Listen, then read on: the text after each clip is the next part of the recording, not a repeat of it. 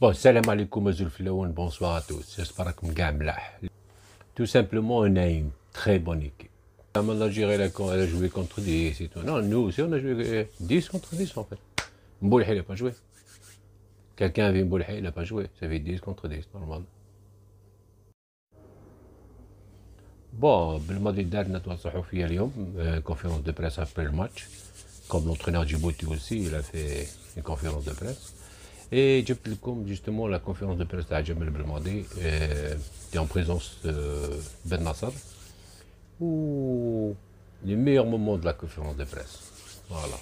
La première question, قالوا له على l'équipe Djibouti, واش تقول؟ Contre une équipe, on le savait, avec tous mes respects, entre guillemets modeste, mais encore faut-il faire le travail. On va نسقساوه votre équipe, l'équipe تاعك كيفاش؟ Faut prendre au sérieux toutes les équipes, donc fallait faire le travail, les joueurs ont fait le boulot, donc ils ont été très attentifs, très concentrés. Pas très grosse surprise sur ça, mais bon, on fait toujours attention. Ils ont répondu présent à tout ce qu'on a pu demander, tout ce qu'on a pu déjà préparer et travailler contre cette équipe. Ok, un journaliste, tu lui as demandé, est-ce que tu vas faire des changements contre le Burkina Faso? ما نجمش نقول لك شنو باغي ندير المباراة الجاية مع البوركينا فاسو. هذه لازم تعرفوها. Déjà, j'ai plusieurs fois répondu sur ça. Nos plans, nos planifications. Ben, il est dans la continuité de tout ce qu'il a toujours fait en équipe nationale. Investissement, gros investissement, combativité, envie, voilà, toujours présent pour l'équipe nationale. Il répond présent quand on fait appel à lui, que ce soit pour démarrer un match, pour soit rentrer, ne pas rentrer. Titulaire au sérieux jusqu'à la fin. Pourquoi? De respecter l'adversaire. L'entraîneur adverse est venu me voir et m'a dit Gali Shukran ala al-ihtiram.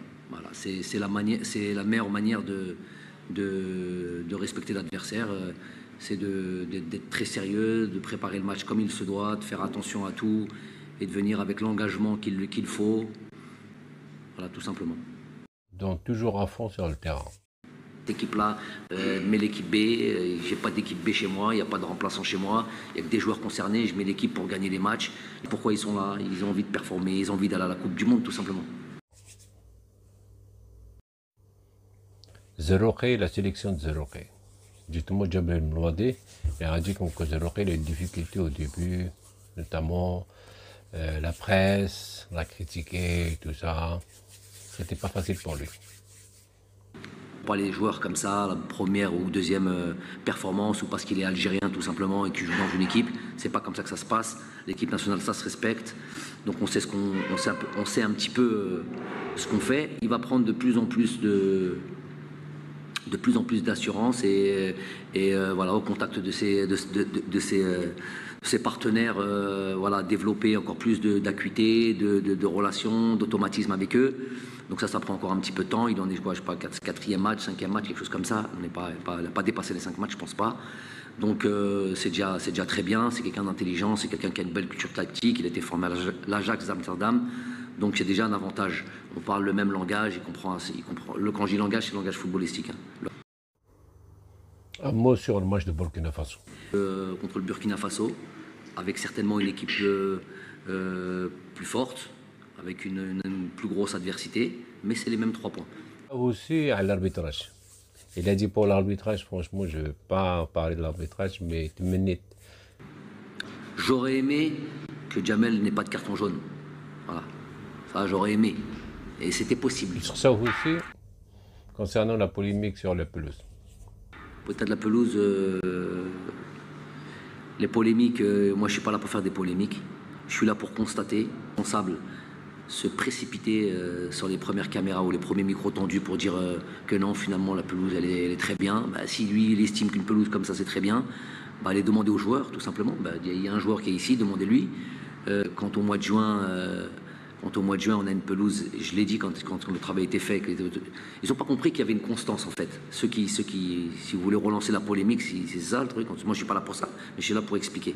Il y a une constance dans le truc, je ne vais pas leur expliquer leur travail, mais il y a une constance dans le truc. C'est de bien faire pour que la pelouse soit bien au mois de juin, c'est pas suffisant. C'est bien faire pour que la pelouse soit bien tout le temps des qualifications de Coupe du Monde. Surtout quand il n'y a pas de matchs qui sont joués là-dessus, entre matchs, entre trucs. Ça fait plus d'1 an qu'il n'y a pas de matchs qui sont calés. Donc on a tout le temps de bien travailler. Qu'il fasse chaud, qu'il fasse truc, aller voir des spécialistes. Vous allez tout trouver sur YouTube ou sur Google, vous trouvez tout aujourd'hui. Tout le monde peut être expert de tout, juste sur Google. Donc vous allez voir que même s'il y a des intempéries, même s'il fait chaud, même s'il y a tout ce que tu veux, si tu l'entretiens quotidiennement, tu as la pelouse qu'il faut. Je parle là pour les polémiques, qui se mettent au travail, qui fassent en sorte que l'équipe nationale, quand elle joue à domicile, elle joue dans une pelouse de qualité. Tout simplement. Aussi simple que ça. Il y a combien? 3 matchs, Inch'Allah 4 avec le match de barrage. 4 matchs en 5 mois ou en 6 mois. C'est pas la mer à boire quand même. Une question bizarre, c'est tu penses quoi de Bounjah? Très bon match. J'ai toujours les questions, hein, journaliste. Depuis l'expulsion, Djibouti à 10, vous avez trouvé un peu de difficulté pour développer votre jeu. La réponse? Vous connaissez ce principe de quand on perd un joueur, l'équipe adverse est plus difficile à jouer? On a posé une question sur le jeu africain et la philosophie du joueur africain. Il a répondu. Des footballeurs européens que des footballeurs, ce qu'on appelle des footballeurs africains. Beaucoup de joueurs africains maintenant s'exportent. Vous regardez toutes les grosses sélections sont composées d'essentiellement de joueurs qui jouent en Europe. Mahrez et les pénaltys. Qu'est-ce qui s'est passé? Hagro.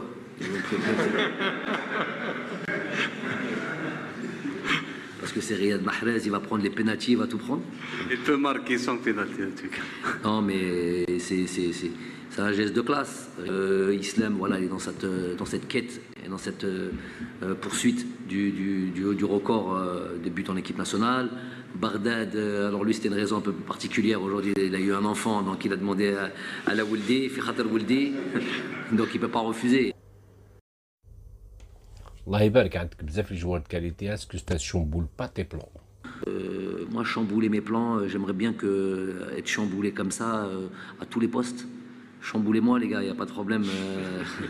Il y a deux joueurs, 3 joueurs au même poste de top niveau et de qualité, top qualité. J'attends que ça. Ouais. Moi, c'est pas un souci pour moi ça c'est vraiment un problème de riche, j'estime. Bon les amis, on arrive à la fin de la vidéo. J'espère que vous a plu. Mais aujourd'hui on est content. On est content aujourd'hui, franchement 8-0 et 28e match sans défaite, record africain toujours. Ah, franchement, Allah يبارك pour notre équipe. Inch'Allah que des victoires et une qualification Inch'Allah pour la Coupe du Monde. Et 3e victoire Coupe d'Afrique, pourquoi pas. Inch'Allah. Allez, salam alaikum. ما تنسوش الاشتراك, abonnez-vous. À la prochaine, Inch'Allah. Ciao.